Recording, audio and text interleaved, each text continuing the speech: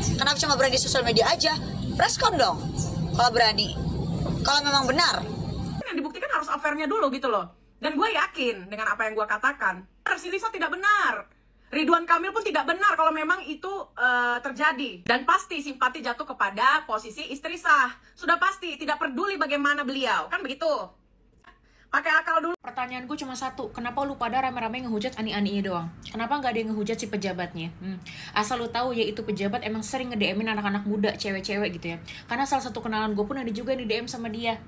Jadi yang kalian kira bagus agamanya sama sekali enggak. Jadi kalau mau ngehujat jangan ceweknya doang, itu lakinya.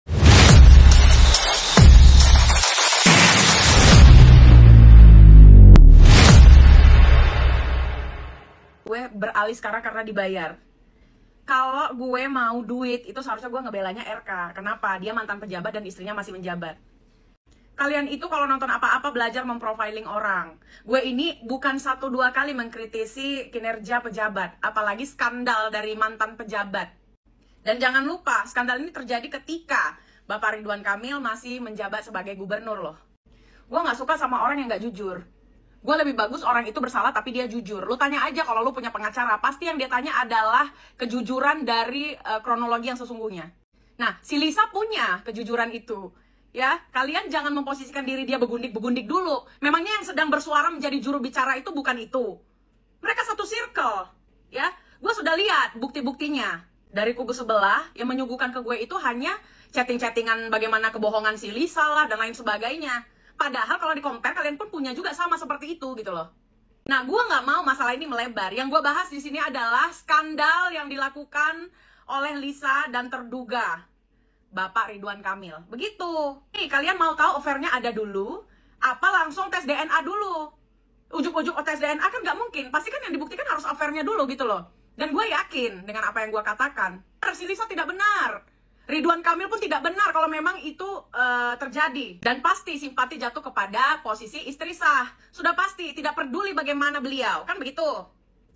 Pakai akal dulu, jangan sembrono dalam menilai ya. Dibayar. Yang banyak duit kan mereka, bukan si Lisa. Lisa mana ada duitnya.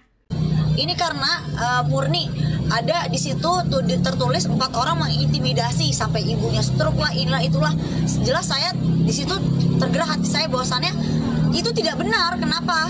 Saya di sini hanya mau kebenaran terjadi, tidak ada perselingkuhan. Kenapa di sini kok malah makin menjadi-jadi? Justru yang cari panggung harusnya tanya kepada diri dia. Kenapa dia tidak mau preskon? Harusnya dia dong yang preskon, bukan saya. Coba, saya tanya kepada kalian, benar gak? Yang harusnya preskon siapa? Saya atau dia? Dia dong, bukan saya. Tapi dia mau preskon kan? Tapi kenapa di sosial medianya terus cuap. Kenapa cuma berani di sosial media aja? Preskon dong kalau berani. Kalau memang benar. Semua itu by data. Gitu aja sih. Terima kasih. Kayu kan bilang bulan Januari anaknya lahir. Terus bulan Juni itu ada pertemuan antara RK sama LM. Ada diduga ingin dijebak nggak sih, Kak? Kalau yang saya lihat itu adalah dia sudah hamil duluan sebelum ketemu Bapak. Sekian dan terima kasih.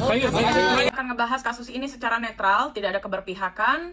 Yang pasti gue tidak mendukung dengan perselingkuhan ya. Di sini udah stop bercandanya. Gue juga menampilkan foto-foto si Lisa yang sekarang itu bukan untuk kalian body shaming, tetapi mempertegas ada apa dengan orang ini. Apakah dia depres atau bagaimana? Yang pasti dalam kacamata gue, dua-dua ini melakukan kesalahan. Kenapa? Gue tidak tahu apakah ada dugaan affair yang sesungguhnya, tapi kalau gue melihat dengan kacamata gue sendiri dan menganalisa, ini ada affair. Ini sekedar asumsi dari gue. Diduga ada affair dan keberlanjutannya gue nggak pernah tahu apa, karena kalau gue simpulkan kembali, telah terjadi ada yang menemani USG, ada surat perjanjian yang dikatakan, nggak tahu apa bentuknya. Lalu diduga ada sejumlah uang yang diberikan sebagai kompensasi begitu. Artinya dari urutan itulah kemudian gue berpikir kalau ini diduga ada affair. Jadi menurut gue siapa losernya di sini? Tetap lelaki. Tetap semua harus dipertanggungjawabkan. Gue kalau misalnya gue punya kekuatan untuk mempertemukan dua orang ini, Bapak Ridwan Kamil dan Lisa ini, lebih bagus lagi. Ya kan? Apalagi dua-dua punya kesamaan untuk siap dites DNA dengan pengawalan yang netral. Kalau perlu gue ikut mengawal kasus ini, kan boleh-boleh aja. Gue percaya, tapi 50% lainnya gue harus menunggu hasil.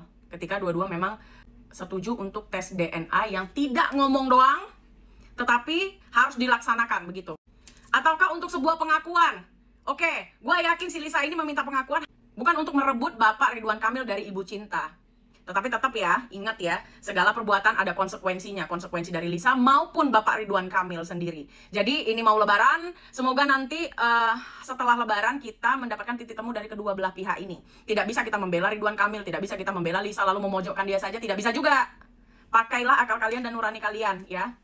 Tapi untuk kepercayaan gue 50% terhadap Pak Ridwan Kamil dan 50% terhadap Lisa. Tidak ada yang 100% gue yakini di sini sebelum tes DNA itu terjadi ya. Karena banyak kejanggalan daripada bukti-bukti yang berseliweran. Terima kasih, selamat berlebaran untuk kalian. Selamat masak-masak untuk besok. Mohon maaf lahir dan batin. Menanggapi kasus Ridwan Kamil ya. Dalam konteks ini, Ridwan Kamil tidak bisa dipidana, tidak bisa dihukum. Kecuali istrinya yang melaporkan overspell atau perzinahan ya. Berkaitan dengan si wanita, jadi pertanyaan apa yang dimau? Kalau memang dia pengen anaknya itu mempunyai hak, mempunyai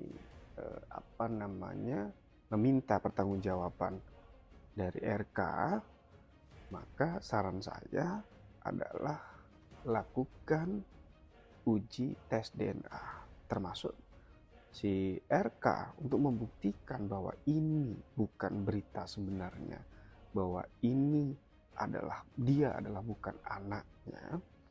Lah, untuk mengklarifikasi maka lakukan tes DNA ya, karena satu-satunya tes DNA yang bisa dijadikan bukti nanti apabila si perempuan melakukan permohonan pengakuan anak, sehingga hak keperdataannya juga melekat kepada si RK, kepada ayahnya. Kalau memang itu terbukti ada hubungan biologis, jadi harus ada tes DNA dulu.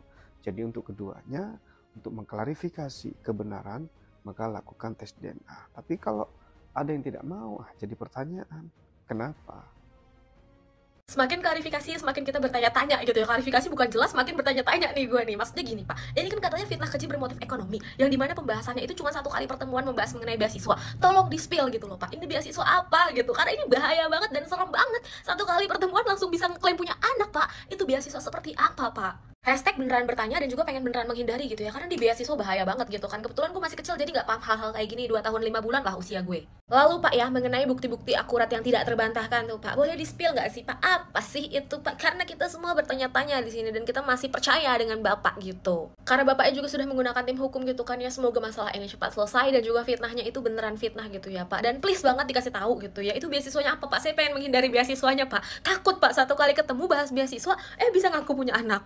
Dan yang terakhir gitu ya, karena sudah lebaran, mohon maaf lahir batin juga ya Pak ya. No hard feeling di sini, tapi cuman kayak mengeluarkan opini saja. Oke? Peace, love, and go. Dan akhir kata gitu ya Pak, kan mohon maaf lahir batin gitu ya. Gue juga pengen mohon maaf lahir batin. Ini no hard feeling ya Pak, tapi serius penasaran aja dengan beasiswanya. Ya udah, segitu aja dari gue, semoga paham. Peace, love, and go. Semoga masalahnya cepat selesai. Pasti udah pada lihat lah ya klarifikasinya Pak Ridwan Kamil mengenai yang lagi viral. Tapi sekarang fokus gue lebih ke perempuan jahat yang lagi menuntut keadilan. Yes, menurut gue perempuan ini jahat banget, terlepas klarifikasi dari Pak RK itu bener atau tidaknya, tapi lo adalah perebut laki orang. Dan sekarang dengan lantangnya lo meminta keadilan atas dasar lo seorang ibu yang pasang badan demi anaknya, dan secara tidak langsung lo meminta simpati dari masyarakat. Apakah lo nggak malu? Tolong ya, tolong banget untuk para stasiun TV dan juga para YouTuber, jangan ada yang ngundang si Enong-Enong ini buat masuk podcast. Jangan dikasih panggung, template-nya udah jelas. Nanti datang ke podcast, nangis-nangis, dikasih tisu. Aku tuh sebenarnya ini, aku tuh sebetulnya itu. Enggak, lo tetap pelakor. Ini kan lo speak up juga karena udah terlanjur belendung dan merasa ditinggalkan, takut tidak dipertanggungjawabkan. Coba aja lo nggak belendung, mungkin kan masih menikmati juga kan? So ya, intinya tidak ada yang namanya keadilan untuk pengganggu rumah tangga orang. Jangan dikasih panggung, jangan dikasih podcast, jangan tiba-tiba dijadiin BA. Kalau memang kalian adalah tim woman support woman, boleh silahkan kita support ke istri sah. pertanyaan gue cuma satu, kenapa lu pada rame-rame ngehujat ani-ani doang? Kenapa nggak ada yang ngehujat si pejabatnya? Asal lu tahu ya itu pejabat emang sering nge-DM-in anak-anak muda, cewek-cewek gitu ya. Karena salah satu kenalan gue pun ada juga yang di-DM sama dia. Jadi yang kalian kira bagus agamanya sama sekali enggak. Jadi kalau mau ngehujat jangan ceweknya doang, itu laki. Ridwan Kamil atau yang akrab disapa RK dikabarkan menawarkan uang sebesar 2 miliar kepada selebgram Lisa Mariana untuk membersihkan nama baiknya. Namun kabar tersebut dibantah oleh kuasa hukum Ridwan Kamil, Muslim Jaya Butar-Butar.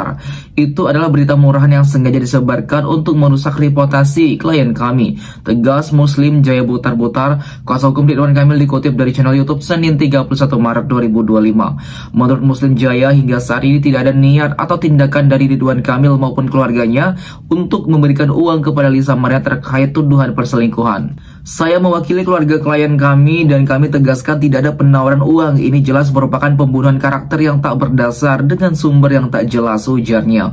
Muslim Jaya juga mengingatkan masyarakat untuk tidak mudah percaya dengan berita yang beredar di media sosial karena seringkali informasi tersebut tidak dapat dipertanggungjawabkan.